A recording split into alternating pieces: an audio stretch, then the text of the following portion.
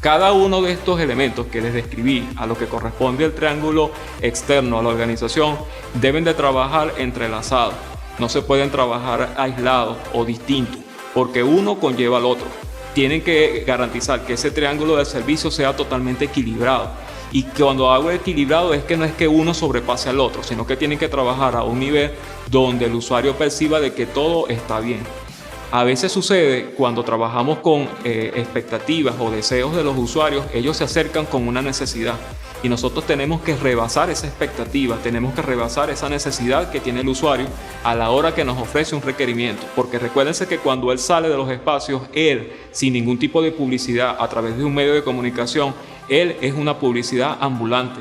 En los entornos de familia, en los entornos de reunión, en los entornos de trabajo, él siempre va a hablar de la forma como fue atendido. Y eso tiene que garantizar que el momento de la verdad, que es la interacción que sucede en ese cara a cara entre un cliente y un ejecutivo de atención, debe de permanecer así, sólido, constante. Y aquí quiero colocar un ejemplo. A veces hay organizaciones en las cuales cuando el usuario llega a esos espacios siempre señala a quién quiere que le atienda. Y ahí es donde decimos que ese usuario genera una empatía con ese trabajador porque le gustó la forma de cómo lo atiende y cómo lo percibe en ese proceso de atención. Eso es valioso en una organización cuando tenemos trabajadores los cuales se destacan bajo esa realidad. Una vez desarrollado y abordado lo que es la definición y cuáles son los elementos que conforman el triángulo externo, ahora vámonos adentro de la organización. Y cuando nos vamos dentro de la organización, entonces vamos a desarrollar lo que es el triángulo interno, definido por Alves y Bradford. En este caso, el triángulo interno de la organización está conformado, en su centro ya no es el cliente, en su centro en este caso corresponde al empleado, al promotor, dentro de la organización. Y sus tres vértices están conformados por la cultura del servicio, el liderazgo y también el tipo o modelo de organización. Es importante también mencionar que en este caso, para el tema del centro de este triángulo, hablamos de lo que son los empleados. Recuérdense que los empleados son aquellas personas las cuales debemos de garantizar el tema que a la hora de prestar un servicio tenga conocimiento de lo que va a hablar antes del cliente. No puede existir una improvisación, porque eso inmediatamente lo percibe el cliente o el usuario. Cuando existe un tema de improvisación, porque la persona es nueva en el cargo, por supuesto que hay un proceso hasta de nerviosismo. Eso es normal, eso es sano.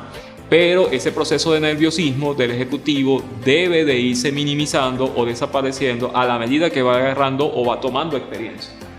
Es importante que el empleado, recuérdese que cuando estamos en un tema de interacción, en un tema de atención al cliente, cuando un usuario nos aborda viene con distintas caras. Y cuando hablo de caras pueden ser caras felices, caras de ironía, caras de agresividad, caras de incredulidad, diferentes caras. Pero el empleado, dentro de la preparación que debe de tener y que la organización debe de garantizar tener dicha preparación, debe de afrontar cada uno de estos espejos que vamos a tener en esa área de atención. Y cuando hablo de espejo es lo que el usuario nos va a mostrar y la forma como nosotros vamos a interactuar con él dependiendo cuáles sean estos escenarios que les describí. Esa es la capacidad de dominio que debe tener el empleado a la hora de abordar a un cliente. Llámese a un cliente molesto, furioso, o llámese a aquel cliente que viene feliz o que es muy pasivo en su experimentación del tema de solicitar un servicio. Uno de los vértices que conforman lo que es el triángulo interno, en este caso, es la cultura del servicio. Recuérdense que las culturas de servicios están relacionadas a lo que se define en una organización como la misión, la visión y los valores.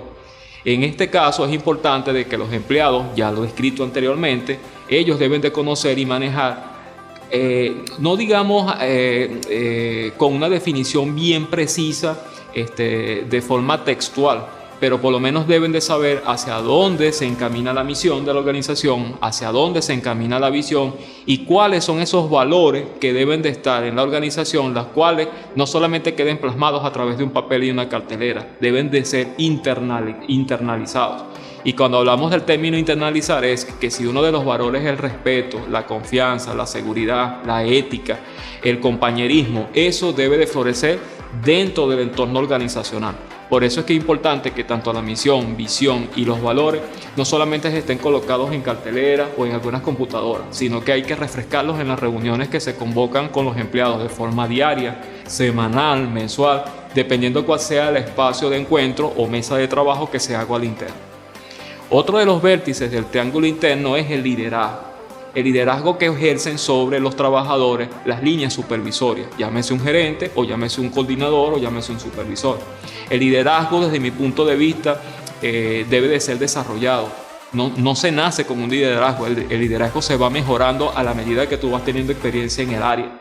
Y eso hay que replicarlo en la generación nueva o en la generación de relevo que asumen estos cargos gerenciales, las cuales van a permitir de que el entorno laboral o el grupo de empleados sientan confianza sobre su línea y esa línea de confianza permita de que el trabajo sea agradable, cómodo y fluido.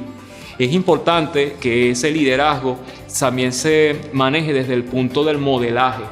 Un líder debe de garantizar no solamente el seguimiento de su fuerza laboral o de su reconocimiento, sino que tiene que modelar donde él también sea ejemplo.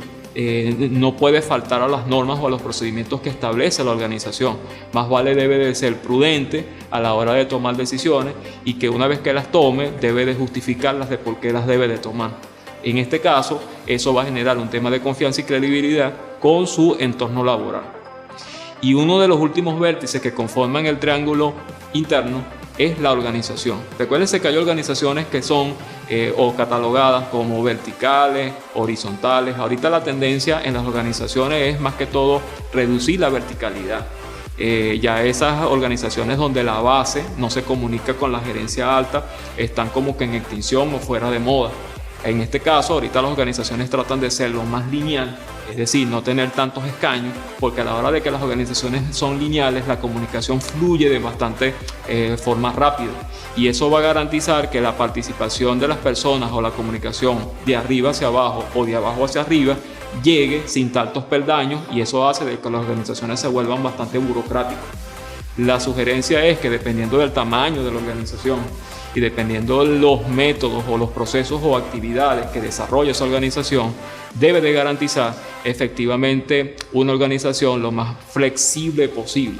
Esas organizaciones rígidas, las cuales para dar un paso hay que pedir permiso, y si ese paso no se da, paraliza el proceso, realmente generan costos en la organización.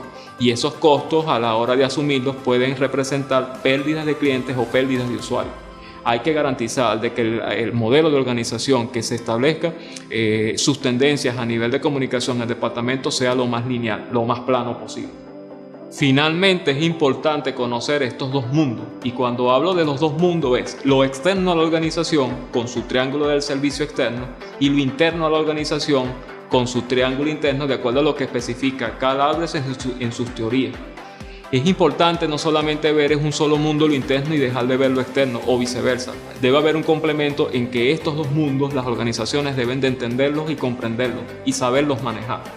Finalmente, para cerrar mi ponencia, quiero citar específicamente un texto que escribí en mi tesis doctoral, que efectivamente es una tesis que está relacionada al tema principal de esta ponencia, que es la gerencia del servicio.